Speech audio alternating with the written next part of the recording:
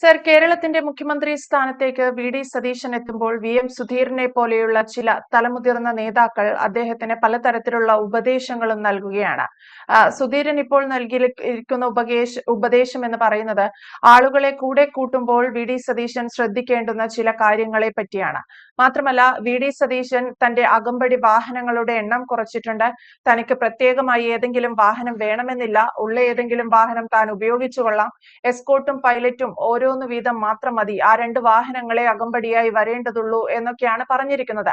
VM. സുധീരന്റെ ഈ ഉപദേശവും VD. Satheesan മുഖ്യമന്ത്രി സ്ഥാനത്തേക്ക് എത്തുമ്പോഴുള്ള അദ്ദേഹത്തിന്റെ ആദ്യത്തെ ചില തീരുമാനങ്ങളും ഒക്കെ നമുക്ക് എങ്ങനെ വിലയിരുത്താൻ സാധിക്കും? അല്ലെങ്കിൽ അദ്ദേഹം ഒഴിവാക്കേണ്ടത്, അല്ലെങ്കിൽ അദ്ദേഹം ഭയക്കേണ്ടത് ആരെയൊക്കെയാണ്?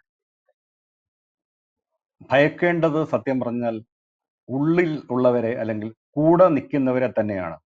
അധികാരം കിട്ടുമ്പോൾ ചുറ്റും കൂടുന്ന ഒരു വൃന്ദമുണ്ട്.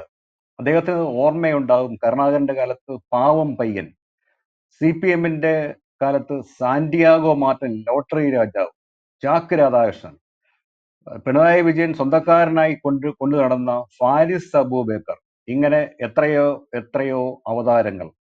കഴിഞ്ഞ സർക്കാരിന്റെ കാലത്ത് ഈ അവതാരങ്ങൾ മുഴുവൻ മുഖ്യമന്ത്രിയെയും കൂടെ നിൽക്കുന്നവരെയും വെള്ളത്തിലാക്കി എന്ന കാര്യം അദ്ദേഹം വി.എം. സുധീരനെ സന്ദർശിച്ചപ്പോൾ ഓർമ്മിപ്പിക്കുകയും ഇത്തരം അവതാരങ്ങൾക്ക് മേൽ ഒരു കണ്ണ് വേണം, സൂക്ഷിച്ചവരെ കൈകാര്യം ചെയ്യണം എന്ന് സ്നേഹപൂർവ്വം അദ്ദേഹത്തെ ഉപദേശിക്കുകയും ചെയ്തു എന്ന് നമ്മൾ വായിച്ചു. ഇത് മാത്രമല്ല, തിരുവനന്തപുരത്തെ ഹോട്ടലുകാർ ഇപ്പോൾ സന്തോഷത്തിൽ ആറാടുന്ന സമയമാണ്.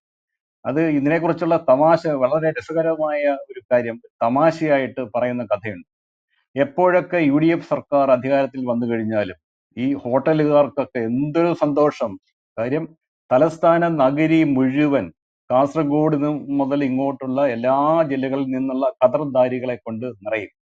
ഓരോ കാര്യസാധ്യത്തിനായി സ്ഥലം മാറ്റം, ഇഷ്ട സ്ഥലങ്ങളിൽ നിയമനം, പിൻവാതിൽ നിയമനം, പേഴ്സണൽ സ്റ്റാഫിൽ കയറിക്കൂടി പറ്റൽ, ഇതിനൊക്കെയായി ഖദർദാരികൾ ഇങ്ങനെ ഒഴുകി വരും.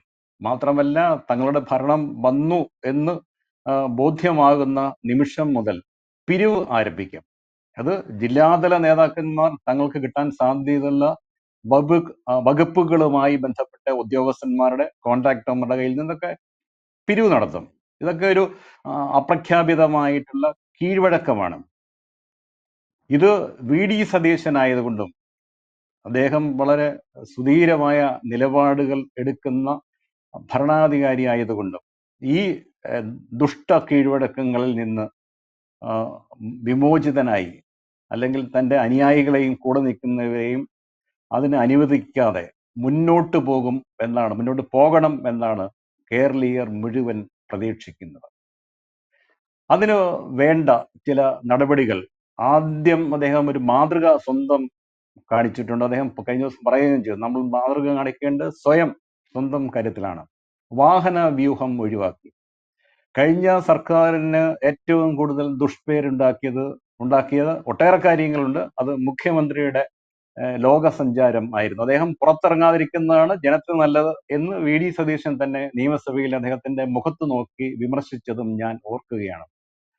അത് എത്രയോ വാഹനങ്ങൾ, അതീവ സുരക്ഷയുള്ള VIP-കളെ പോലും വെല്ലുന്ന ഒരു വലിയ വാഹന വ്യൂഹത്തോടൊപ്പമാണ് പിണറായി വിജയൻ സഞ്ചരിച്ചിരുന്നത്. അത് പഴയ ഒരു ഫ്യൂഡൽ പ്രമാണിമാരുടെ സ്വഭാവമുള്ള ഒരു ഭരണാധികാരിക്ക് മാത്രമേ അതിന് സാധിക്കുമായിരുന്നുള്ളൂ. ഒരു കമ്മ്യൂണിസ്റ്റുകാരൻ എങ്ങനെ അധപ്പതിക്കുന്നു എന്നതിന്റെ ഉത്തമ ദൃഷ്ടാന്തമായിരുന്നു പിണറായിയുടെ ഈ ആഘോഷപൂർവമുള്ള സഞ്ചാരം. തനിക്ക് എസ്കോർട്ട് വേണ്ട, അല്ലെങ്കിൽ മിനിമം പൈലറ്റും എസ്കോർട്ടും മതി എന്നാണ് പുതിയ മുഖ്യമന്ത്രി നൽകിയ നിർദ്ദേശം. അപ്പം ബാക്കിയൊന്നും വേണ്ട, പൈലറ്റ് മാത്രം മതി എന്നാണ് അദ്ദേഹം നിർദ്ദേശിച്ചത്. പക്ഷെ പോലീസ് പറഞ്ഞു എസ്കോർട്ടും വേണം. അപ്പൊ മിനിമം എസ്കോർട്ട്, ഒരു പൈലറ്റും ഒരു എസ്കോർട്ട് മാത്രം മതി എന്നാണ് അദ്ദേഹം നൽകിയിട്ടുള്ള നിർദ്ദേശം. ഇത് ക്ലീൻ സ്ലേറ്റിൽ ഭരണം ആരംഭിക്കുന്നു എന്നതിന്റെ ലക്ഷണമാണ്. ഈ രണ്ടാമത്തെ കാര്യം, മന്ത്രിമാരുടെ മാത്രമല്ല പ്രതിപക്ഷ നേതാവിന്റെയും പേഴ്സണൽ സ്റ്റാഫിൽ ഉള്ള നിയമനമാണ്. സർക്കാർ ഉദ്യോഗസ്ഥന്മാരെ ഡെപ്യൂട്ടേഷനിൽ നിയമിക്കും. പക്ഷെ ഭൂരിപക്ഷം പേരും രാഷ്ട്രീയക്കാരാണ്, അവരുടെ ശിങ്കിടികളാണ്. അതിന്റെ വലിയ അട്രാക്ഷൻ ഒരു വിദ്യാഭ്യാസ യോഗ്യതയും ഇതിന് കാര്യമായി ബാധകമല്ല. തൻ്റെ കൂടെ നിൽക്കുന്ന ആൾക്കാരെ, പല മന്ത്രിമാരും തങ്ങളുടെ പാർട്ടി മാത്രമല്ല ജാതിയും മതവും നോക്കിയാണ് പേഴ്സണൽ സ്റ്റാഫിൽ ആൾക്കാരെ തിരികെ കയറ്റുന്നത്. 2021 വരെ 2.5 വർഷമോ 2 വർഷമോ സർവീസ് ഉണ്ടെങ്കിൽ അവർക്ക് ആജീവനാന്തം പെൻഷൻ കിട്ടും. ഒരു പൂർണ്ണ പെൻഷൻ കിട്ടണമെങ്കിൽ സർക്കാർ ജീവനക്കാർക്ക് 30 വർഷത്തെ സർവീസ് വേണം. നിയമപരമായി നിയമിക്കപ്പെടുന്നവരായിരിക്കും ഇതൊന്നുമില്ലാതെ രാഷ്ട്രീയ നിയമനങ്ങളിൽ മന്ത്രിമാരുടെ പേഴ്സണൽ സ്റ്റാഫിൽ കയറി പറ്റിക്കഴിഞ്ഞാൽ ആജീവനാന്തം പെൻഷൻ കിട്ടുന്ന വലിയ ദുരവസ്ഥയുണ്ട്. ഇതിന് അറുതി വരുത്താൻ പുതിയ സർക്കാർ തുനിയുമോ എന്നുള്ള ചോദ്യം ഇവിടെ ഉന്നയിക്കേണ്ടതുണ്ട്, അത് ചർച്ച ചെയ്യേണ്ടതുണ്ട്. പരമാവധി 25 പേരെ ഓരോ മന്ത്രിയുടെയും പേഴ്സണൽ സ്റ്റാഫിൽ നിയമിക്കാം.